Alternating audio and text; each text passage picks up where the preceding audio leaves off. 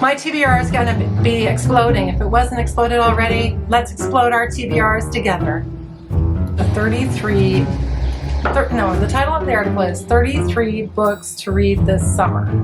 However, I counted, and there's really only 13, so that was a bit of a clickbait.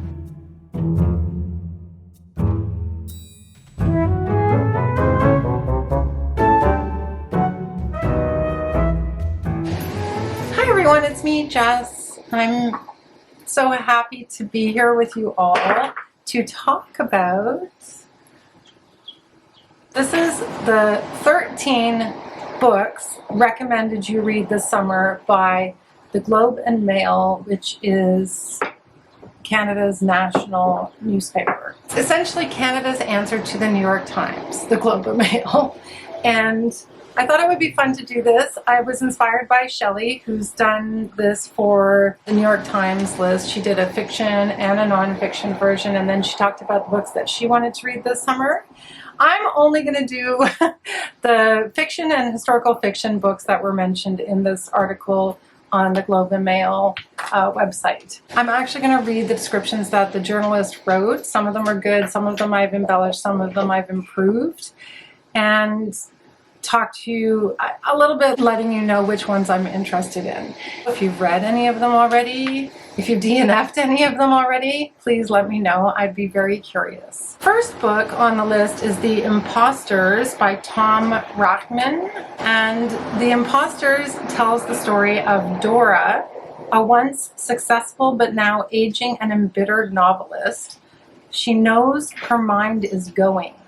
She is determined, however, to finish her final book and reverse her fortunes before time runs out. Alone in her London home during the pandemic, she creates and is in turn created by the fascinating real characters from her own life. As her own life comes into ever sharper focus, so do the signal events that have made her who she is, leaving us in Dora's thrall until, with an unforeseen twist, I always like an unforeseen twist, she snaps the final piece of the puzzle into place. Second book on the list is Be Mine by Richard Ford. Now, I haven't read anything by Richard Ford before, but he's most famous for writing a book called The Sports Writer, and I think there was a follow-up to that called Independence Day, I think, that won the Pulitzer, I want to say. I could be wrong about that. But the description is that this is part of that group of books in that the protagonist is a man named Bascombe. I hope I'm saying that right. Frank Bascombe. And this is the last in a series of 5 books about Frank. So the brief summary says, Frank is now in the twilight of life, a man who has occupied many colorful lives, sports writer, father, husband, ex-husband, friend, real estate agent. He finds himself in the most sorrowing role of all, caregiver to his son, Paul, diagnosed with ALS. On a shared winter odyssey to Mount Rushmore, Frank, in typical Bascombe fashion, faces down the mortality that is assured each of us, and in doing so confronts what happiness might signify at the end of days. So this sounds really sad. Like I said, I haven't read any of the other books by Richard Ford that are mentioned, and I don't know this character. I think you could probably read it as a standalone, but you might be more interested in if you know the character already. And oh, I should have said when these books are coming out. Most of these books are coming out in June or July, and a couple of them in August. So they're definitely releases for the summer. So the third book on the list is Soldier Sailor by Clair Kilroy. I've not read anything by Clair Kilroy before. Is the fog of early motherhood anything like the fog of war? By naming her protagonist, the new mom in question, Soldier, Clair Kilroy would seem to suggest so. Written as a confessional monologue to Soldier's baby son, the titular sailor, no tinkers or tailors to be found here, chuck, chuck, chuck. The novel has been called by one reviewer a whole body experience. I read that review, it was in The Guardian. And Scott talked about this book in one of his recent videos about reading new releases. And I think the only thing he said about it was that it was a mother's suicide note, a new mother's suicide note. So there's that. Then number 4 on the list is the Librarianist by Patrick deWitt. This is a character-driven story of a retired 71-year-old librarian named Bob Comet who lives in Portland, Oregon, and has a chance encounter at a 7-Eleven with a very eccentric elderly woman. And he decides that he wants to help her, and he ends up volunteering at her senior's home. Through his getting to know the residents there, I guess, he revisits various events in his life, including his fiance's long ago betrayal. I don't know about that one. I've heard mixed things about that one. I'm not sure. It might be good. I don't know this writer. I don't know Patrick deWitt's writing. It's out in July. Number 5 on the list is Lump by Nathan Whitlock, also coming out in July. This story is about a woman named Kat, it says, who is an underemployed web designer and mother of 2 in her late 30s, who, after discovering she's pregnant, also discovers that she has cancer and that her creep of a husband is on the cusp of being me too'd. She takes what seems like the next logical step by walking away from it all. Her actions send waves of chaos through the lives of multiple characters, including a struggling house cleaner, a rich and charismatic yoga guru, and even an ailing dog. What follows is a dark comedy about marriage, motherhood, privilege, and power. I can't decide if that one sounds really good or if it sounds like so many books that I've already read. You can let me know in the comments below what you think. Number 6 on the list is Small Worlds by Caleb Azumah Nelson, which is out in July, I guess in Canada. I'm really looking forward to reading this. I've already heard Charlie talk about it on her channel, and I read Open Water last year. It was on my top 10 books of the year for last year. I absolutely loved it. It says here, the small world referred to in the title of this follow-up to Open Water is the immigrant Ghanaian community in Peckham in southeast London, where we followed the trials and tribulations of a young musician named Stephen. Number 7 on the list. So there are 8 fiction books and 5 historical fiction books on this list. So this is number 7. The Damages by Genevieve Scott, out in July. What I remember best about that week in January is trying to keep track of all the lies I told. It's the grabby opening line to this dark coming-of-age novel. Seesawing between the late 1990s and the present, it tells the story of Roz, a woman forced to revisit the disappearance of her university roommate during an ice storm. I wonder if it's set here in Montreal. It might be. After Roz's ex-partner and father of her child is accused of sexual assault. I don't know. Again, I feel like maybe this is territory that's already been covered, but maybe it's good. You'll have to let me know if you've ever read anything by Genevieve Scott. And number 8 is Tom Lake by Ann Patchett, which I've already talked about wanting to read. I talked about it in my mid-year freakout tag as one of the books that I'm looking forward to. I think it comes out in July or maybe August. In the spring of 2020, Laura's 3 daughters returned to the family's orchard in northern Michigan. While picking cherries, they begged their mother to tell them the story of Peter Duke, a famous actor with whom she shared both a stage and a romance years before at a theater company called Tom Lake. This sounds so good to me. As Laura recalls the past, her daughters examine their own lives and relationship to their mother and are forced to reconsider the world and everything they thought they knew. It just sounds really good, and I really trust Ann Patchett, so I'm excited for that one. And I think it's a pandemic book too, because I think everybody leaves, the workers all leave the orchard because due to the pandemic. So the sisters have to come back to work on the orchard because of that. So I think that's interesting too. So now we move on to the 5 selections that are classified as historical fiction by the Globe and Mail.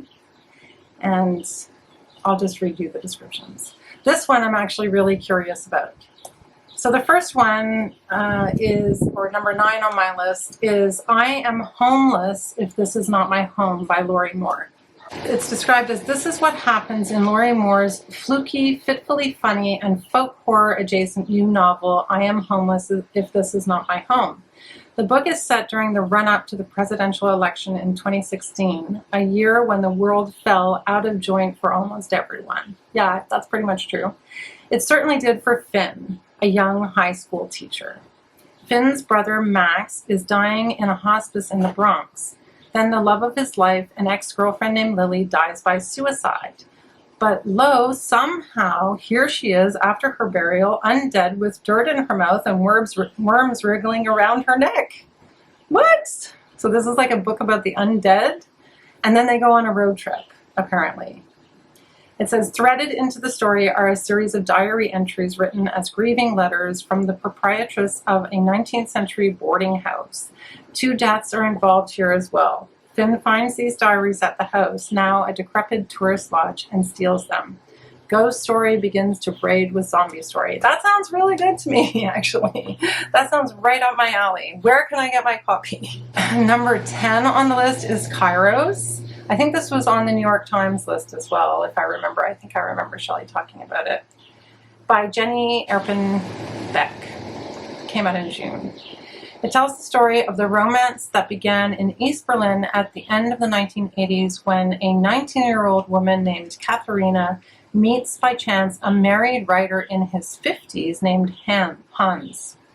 Their passionate yet difficult long-running affair takes place against the backdrop of a declining German Democratic Republic through the upheavals wrought by its dissolution in 1989.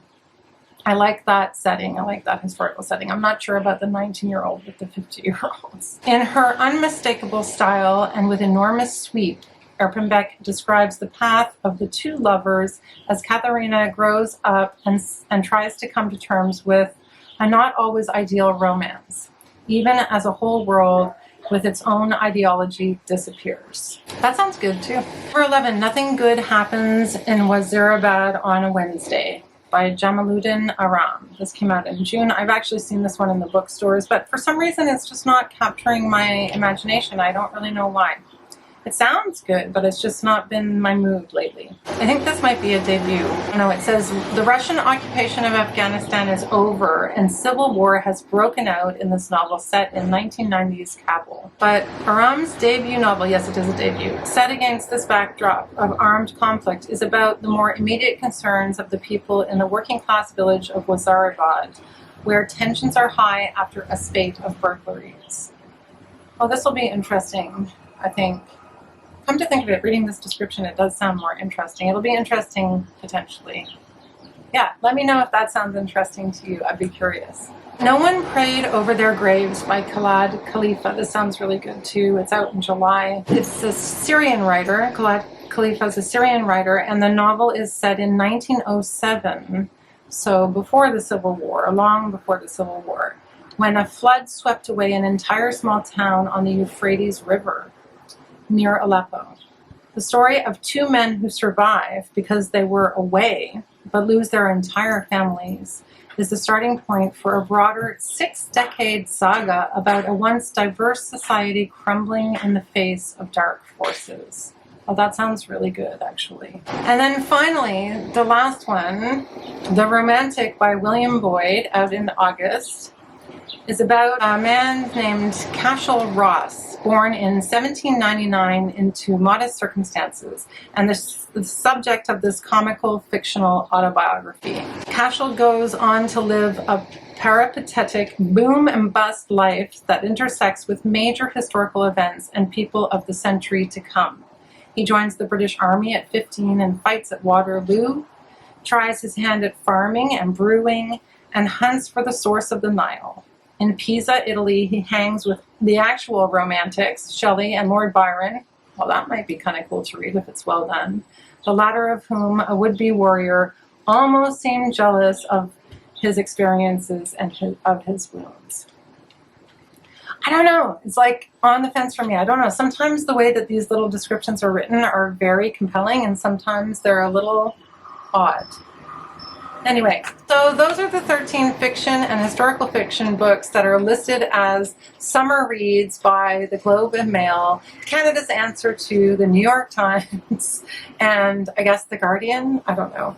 And so let me know if any of those sound interesting to you and if you're gonna add them to your TBR. Thanks so much everybody for watching. I'll be back next week with a wrap up, maybe even sooner, and I'll really look forward to doing that because I read some amazing books in the past month. Take care. Bye for now.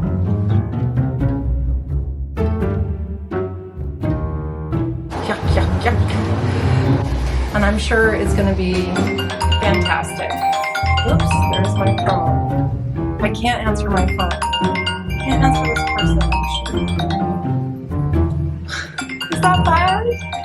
When you don't want someone to call you, you're like, don't call me. Just don't call me. The titular sailor. No tinkers. There's a dog fucking barking.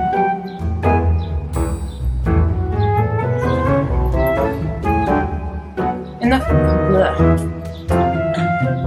So here's the description for Soldier Sailor. So here's the description for Soldier Sailor by Clair, Kilroy. What I remember best about that week in January is trying to keep track of all the lies I told. That dog is barking again.